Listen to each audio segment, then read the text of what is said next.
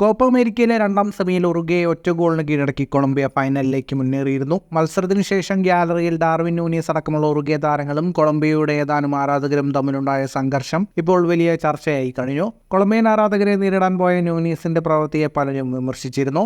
എന്നാൽ സംഭവത്തിന് കൂടുതൽ വിവരങ്ങൾ പുറത്തുവരുമ്പോൾ നൂനിയസിനെ കുറ്റപ്പെടുത്താൻ കഴിയില്ലെന്ന് വ്യക്തമാവുന്നത്. ഇപ്പോൾ പുറത്തുവരുന്ന റിപ്പോർട്ടുകൾ പ്രകാരം ഉറുഗ്വ ടീം ബെഞ്ചിന്റെ പുറകിൽ താരങ്ങളിൽ പലരുടെയും കുടുംബം, കുട്ടികൾ എന്നിവരെല്ലാം ഉണ്ടായിരുന്നു.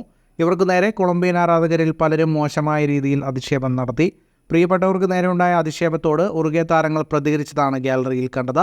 മത്സരത്തിന് ശേഷം ഉറുഗ്വ താരം ഗിമെനസ് ഇതേക്കുറിച്ച് സംസാരിച്ചിരുന്നു. അമിതമായി മദ്യപിച്ച ചില കൊളംബിയൻ ആരാധകരാണ് പ്രശ്നങ്ങളുടെ കാരണമെന്നാണ് ഗിമെനസ് പറയുന്നത്. തങ്ങളുടെ കുടുംബത്തെ സംരക്ഷിക്കാനുള്ള ശ്രമമാണ് ഉറുഗ്വ താരങ്ങളുടെ ഭാഗത്തു നിന്നുണ്ടായതെന്നും പോലീസ് മതിയായ സെക്യൂരിറ്റി നൽകിയില്ലെന്നും അദ്ദേഹം വ്യക്തമാക്കി.